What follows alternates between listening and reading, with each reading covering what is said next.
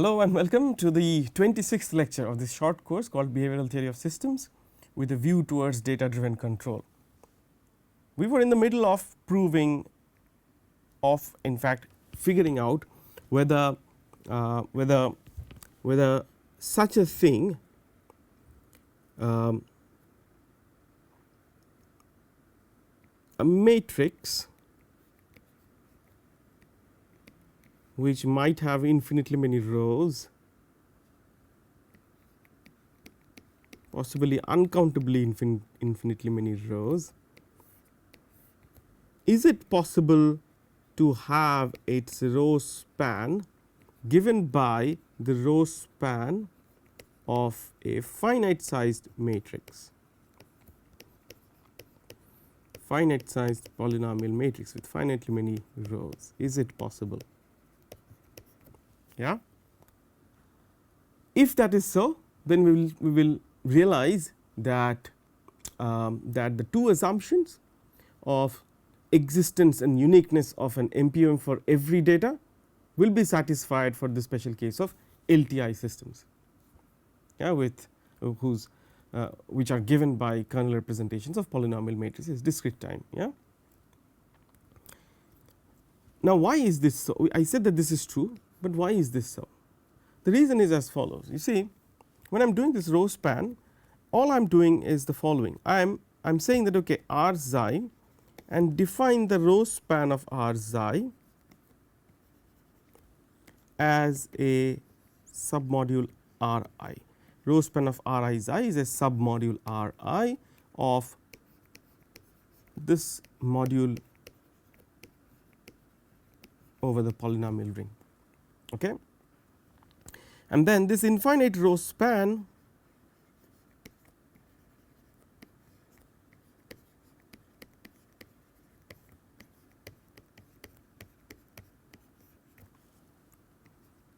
is nothing but the sum of submodules, yeah. Is this a submodule of this? Is this a submodule?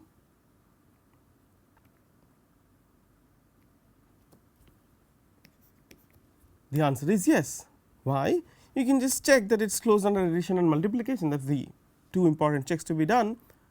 Yeah, all the other properties will follow from the fact that this is a submodule, and that check is very easy. So, suppose there is a vector R1 xi, yeah, which is in this infinite, possibly infinite sum, which then means what? This means R1 xi can actually be written as some R11 xi plus R12 xi plus dot dot dot plus some R1 n xi. Yeah. Notice that although this is possible an infinite sum, this sum has to be finite. That is how the sum of infinitely many subspaces or infinitely many submodules are defined. You see, although it is an infinite sum, it does not really mean that as a submodule, sum of submodules, there are infinitely many submodules, but when there are typical elements taken from there, these sums have to be finite, otherwise the sum is not even defined. Yeah, you are getting my point, that when I say that the row span of infinitely many vectors, the row span by definition is a finite sum. You know, the row span by definition means that you are taking linear combinations of elements from that of elements as in the rows of that infinite matrix. When I say that okay, this vector, this polynomial row vector belongs to the span, to the row span of this matrix, I mean that this polynomial row vector is a linear combination of rows of that matrix, and when I say linear combination, it is implicit that it is a finite linear combination, right. So, because it is a finite linear combination, that means every R1 xi, every typical R1 xi, when written as a sum of such components, there are finitely many components only. Likewise, if there is another R2 which is also in this infinite sum, this implies R2 xi can be expanded as R21 xi plus R22 xi plus dot dot dot up to R2m xi. Obviously, when you take the sum of these two, that is going to be another linear combination, another finite linear combination, and so of course, this is going to be in this, as simple as that. Yeah, being closed under scalar multiplication is something that I give to you.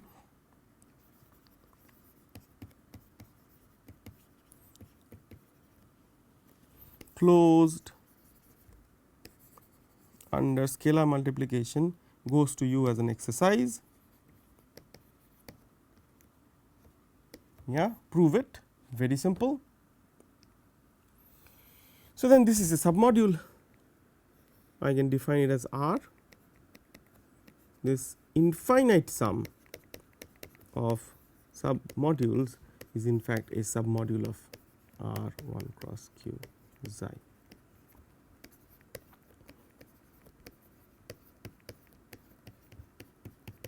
Now, because R xi is what is known as Noetherian, yeah, and R1 cross Q xi is itself a finitely generated free is not required though, but still finitely generated free module. It is finitely generated, see, you just need Q generators, what, namely 1 and all zeros, 0 1 all zeros, all the standard basis vectors. So, Q standard basis vectors you take, and that will generate all of R1 cross Q xi. So, R1 cross Q xi is a finitely generated free module over a Noetherian ring. So, this implies it itself is Noetherian. This implies this is also Noetherian.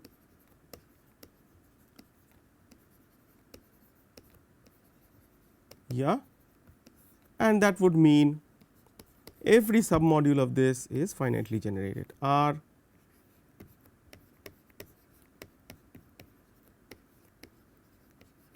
is finitely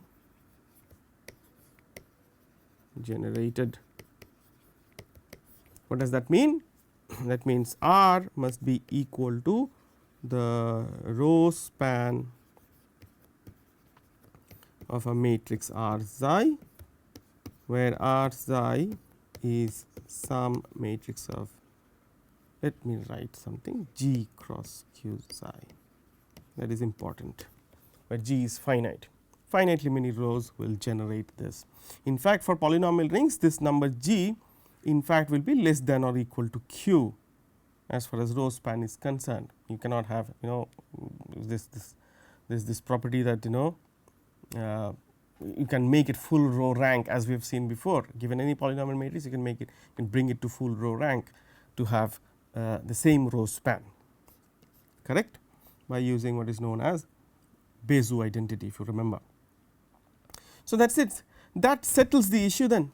So, our LTI systems, that means if the model class is given by all kernel representation matrices, or all kernel representation of polynomial matrices,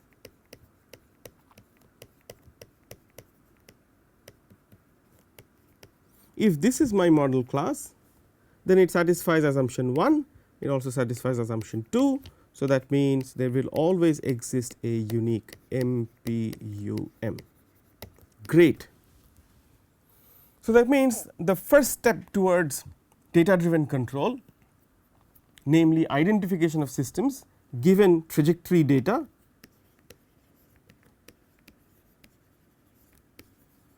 from time series trajectory data to a linear system of this type,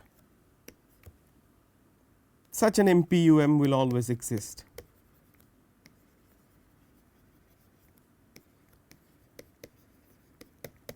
And what is that MPUM? That MPUM obviously is the intersection. This unique MPUM is in fact equal to the intersection of all behaviors or models that have the given data set, trajectory data set, as a solution. Look at all those models which have this D as a solution, and then look at their intersection. That will be your MPUM. Now you tell me, is this even tractable as a problem? Is it really possible to find out this intersection?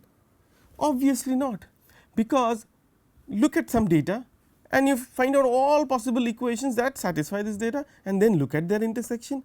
How many such data, how many such equations will you generate, and how will you take their intersection, and how will you get those equations in the intersection? That is absolutely preposterous. This is not the way to get the solution. It is true that this tells us that such a thing exists, but this as a method to construct the MPUM is absolutely out of the question. This cannot be used as a method. So we need to devise better methods to get to this most powerful unfalsified model, and that is what we will see now. So now we are satisfied. We are at least sure, we are sure that the MPUM will exist in this situation, in the situation of linear time invariant systems defined over Z plus. We know that there will be a polynomial whose kernel will be the most powerful unfalsified model that we want, right. But how to get to that is something that will require us to do a little bit of more study, a little bit of more understanding is required about how to get to those equations. So in that vein, let me try and start with an example. I will start with an absolutely simple example. Okay, I will look at a scalar data. Okay, so suppose my data set is as follows. Okay, suppose the data set D gives me one trajectory, and the trajectory looks like the following: A, A, A, A, A. I am sure you are laughing. This is my trajectory. Can I identify the system that must have generated this trajectory, and can I claim that this is an MPUM? Is the MPUM. A is, let us say, a non-zero real number. Okay. How do I get this? How do I get the MPUM of this guy? What can be an equation? Well, to see that to get to that equation, I notice the following, that this and this are the same thing. All these are the same, that is constant. So I can just notice that if this is W0, this is W1, this is W2, this is W3, I just notice that Wk plus 1 minus Wk is equal to 0. That is the equation that it satisfies. Okay. So now translated into kernel representation, this means that sigma minus 1 W is identically 0 for all k. It is identically 0 means that it is 0 for all k. So this is an equation, right. Is this the most powerful unfalsified model here? What are the other equations that this might satisfy, and is it true that every other behavioral equation that it will satisfy will contain this particular behavior? So first thing we can notice here is that this is a first order equation.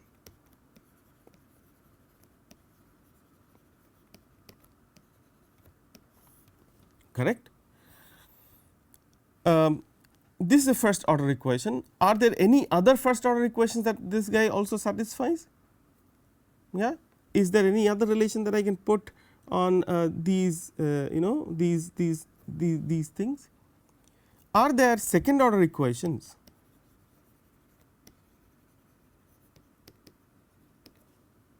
Are there third order equations?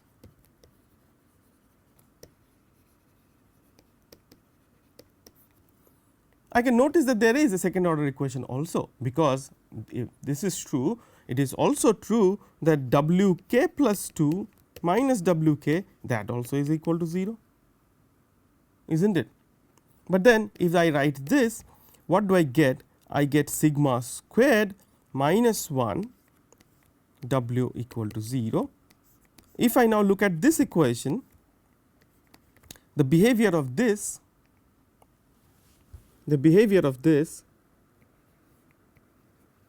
B2 suppose is kernel of sigma square minus 1, and then I look at the behavior of 1, which is kernel of sigma minus 1. Suppose w belongs to B1, then that immediately implies w, okay, that immediately implies sigma square minus 1 w, which of course equal to sigma minus 1, sigma plus 1, sigma minus 1 w, right. But w belongs to B1, so I know that sigma minus 1 w is equal to 0. So this already is 0, so this is also equal to 0, which essentially means that w belongs to B2. So any w that belongs to B1 must automatically belong to B2. So therefore B1 is contained in B2, which means this new equation that I obtain, a second order equation, that second order equation is giving me a behavior which is less powerful than the first order equation. So therefore the first, and you can check that any relation that I bring out from this from this time series about any third order relation that third order equation that I can derive from the time series data will automatically be less powerful than the first order equation. So the first order equation is in fact more powerful than any of these guys. So it is a very strong candidate for an MPUM, but is this really the MPUM for this case? Are there any 0th order equations here at all? Because it is a scalar and this is non-zero, there are no 0th order equations, there are no constant equations that w0, w1 and w2 satisfy, apart from the trivial equation which does not give us anything. 0 times a equal to 0 is nothing, right. So this guy in fact is the strongest candidate for being an MPUM. The question is this really the MPUM, or how do we even figure out whether something is an MPUM or not? And of course this is a very simple case. Is it really possible to devise a method out of method that can lead us to the MPUM from a given trajectory level data? Okay. So to formalize what we just saw in this example, notice that what we were doing to get the first order equation, the second order equation and so on. Suppose I have time series data w0, w1, w2, w3 and so on. How do I get first order equations? In order to get first order equations, I will just shift this guy and write w1, w2, w3, w4 like this, and then I will form this matrix. Okay. I will name this matrix as H of size 1 of index 1, because I go from 0 to 1 of the data W. This is called the first Hankel matrix.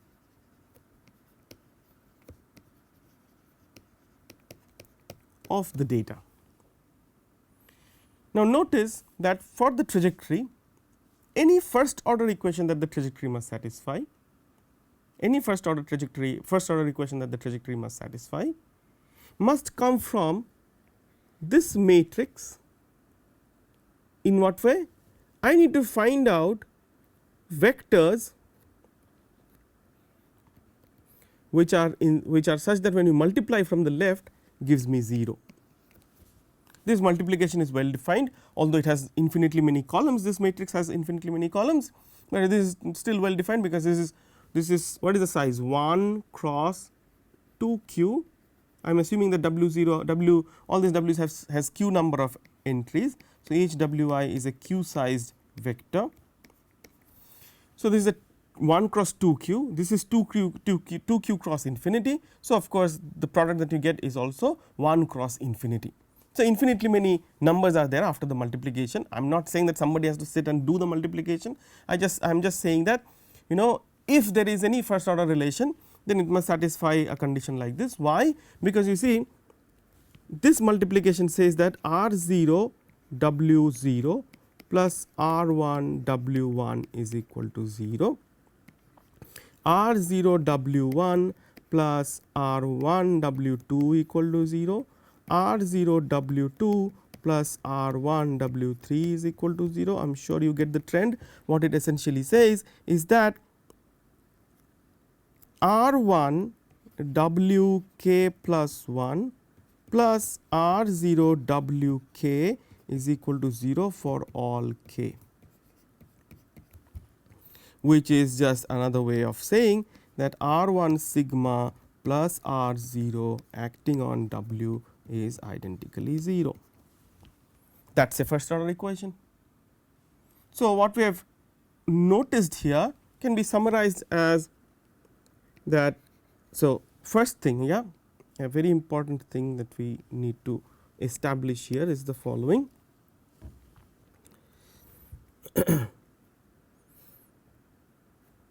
I will do this identification when I have r 0 r 1, this is a vector in R 1 cross 2q, that will be identified with r 1 sigma, or rather I think I should write sigma times, yeah, sigma times r 1 plus, or perhaps the other way around, that is easier, that is how you write polynomials, no, r 1 sigma plus r 0, which is an element of r 1 cross q sigma. It is a polynomial vector. So, such vectors can be identified with, that means associated uniquely with polynomial row vectors. That way these are identified with these polynomial vectors. Okay. Although right now they are just these are vectors, these are polynomial vectors, yeah, this is a module, this is a vector space, there is no usually modules are infinite dimensional vector spaces and so on, but here we are doing this identification and we will keep on doing this again and again. Like for example, if I have r 0, r 1, r 2 like this, r 2 like this, I will identify that as r 2 sigma square plus r 1 sigma plus r 0, which once again is 1 cross q sigma, yeah, like this. This is an entry in r 1 cross 3 q. Okay. That is how the identification is done. Now, what we have done here is the following. What we have noticed here is that r sigma, which is a first order polynomial, polynomial vector. Should I call order or degree? Degree is better. It is a degree 1 first order equation, but degree 1 polynomial vector such that r sigma w is equal to 0. That means it is a legitimate equation, it is an unfalsified equation for the given data, unfalsified equation for the given data. Oops.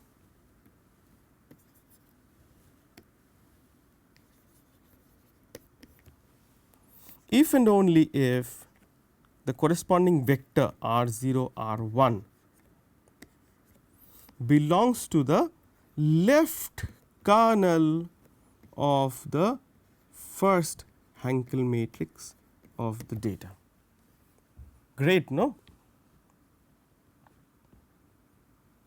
And not just that, you can now notice the following, that if I write down say the second Hankel matrix H2W from the data, which is by definition W0, W1, W2, W3 dot dot dot, W1, W2, W3, W4 dot dot dot, W2, W3, W4, W5 dot dot dot, right.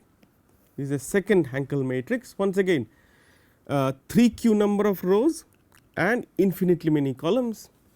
If I look at the left kernel of H2W, then that is in 1-to-1 correspondence with,